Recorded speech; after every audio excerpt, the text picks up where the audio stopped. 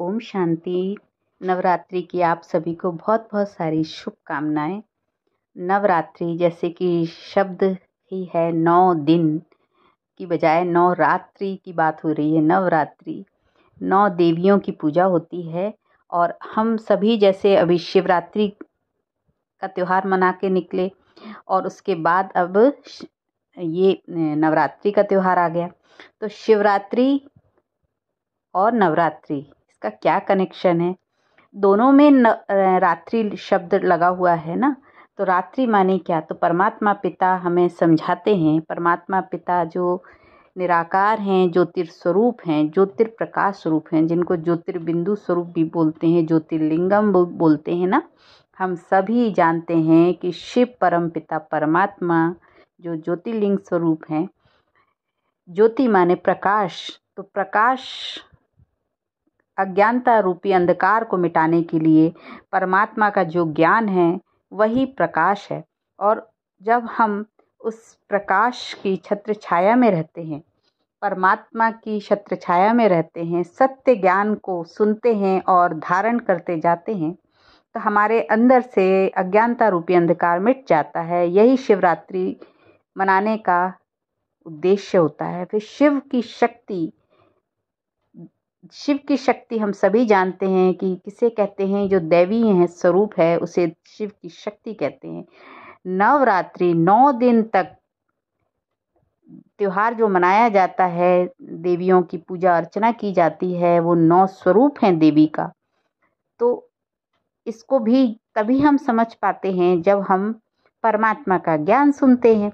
तो परमात्मा हमें सबसे पहले जब ज्ञान देते हैं और हम धीरे धीरे मन बुद्धि को एकाग्र करके परमात्मा की ओर ध्यान देते, परमात्मा के ज्ञान को सुनते हैं, तो धीरे धीरे बुद्धि में धारण होता जाता है ज्ञान और आत्मा में प्योरिटी बढ़ती जाती है।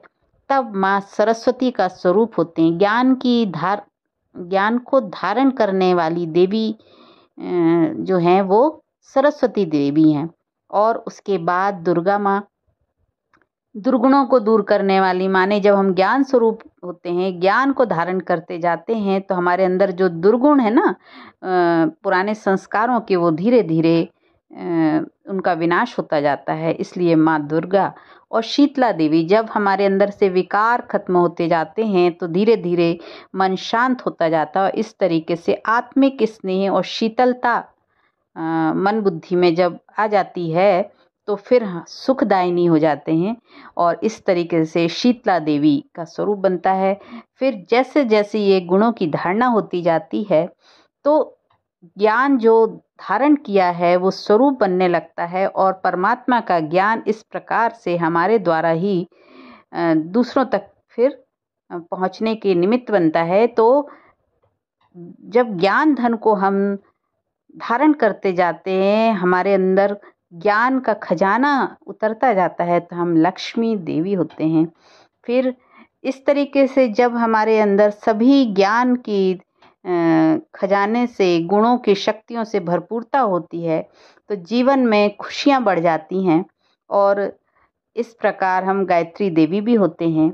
फिर ज्ञान का तीसरा नेत्र हमें चूँकि मिल गया होता है, माने तीसरा नेत्र मिल जाना माने कि जब ज्ञान धारण हो जाता है बुद्धि में और परमात्मा से कनेक्शन हो जाता है, तो परमात्मा को याद करते करते हमारा तीसरा नेत्र माने ज्ञान का नेत्र खुल चुका होता है, तब तो मीनाक्षी देवी होते हैं।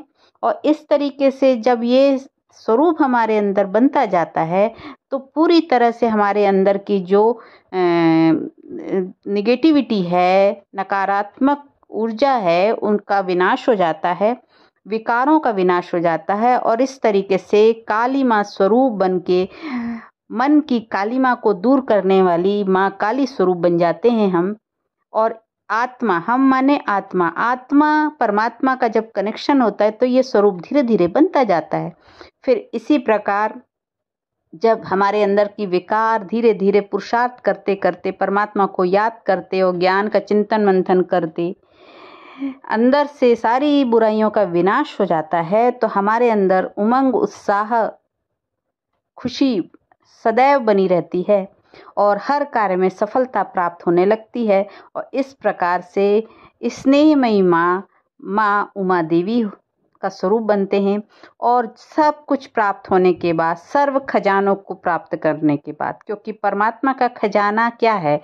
प्रेम, सुख, शांति, आनंद, शक्ति, पवित्रता, ज्ञान, ये सब कुछ आत्मा का गुण है जो परमात्मा ज्ञान के सागर, शांति के सागर हैं, उनसे प्राप्त करते हैं हम जब, तो ये खजाना, शक्तियों का खजाना हमारे अंदर जब उतर जाता है, ज्ञान का खजाना आत्मा के अंदर जब उतर जाता है, तो माँ संतोषी माँ कहलाते हैं। माने कि संतुष्ट हो जाती है आत्मा, तृप्त हो जाती है, और इस प्रकार से संतुष्टता प्रदान करने वाली आत्मा ही संतोषी माँ कहलाती है। तो 9 स्वरूप है शिव की शक्ति। इसीलिए नवरात्रि बोला जाता है कि अंधकार, रात्रि माने अंधकार, तो अंधकार है अज्ञानता का। जो आत्मा इन गुणों को धारण करती जाती है, तो धीरे धीरे मन में जो अज्ञानता है वो धीरे धीरे खत्म होते जाते हैं, और मन बुद्धि दिव्य बनती जाती है और दैवी गुणों की धारणा हो जाती है। और इस प्रकार से देवत्व उतरता है, और हम सभी शिव की शक्तियाँ हैं, और शिव की शक्ति हमारे अंदर प्रभावित होती है। जब प्रवाहित होती है तो हम सभी दैवी स्वरूप होते हैं, और इसीलिए सभी जगह हम भारत में देखते हैं कन्याओं की पूजा होती है, और दैवी रूप में उनको पूजा जाता है। तो कन्याएं माने पवित्रता का स्वरूप है, इसलिए उनकी पूजा आराधना होती है।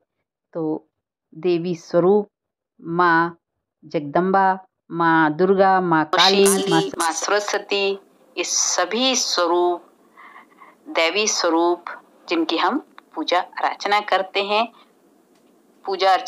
हैं, आराधना करते हैं, और यही देवी शक्ति शिव की शक्तियाँ हैं।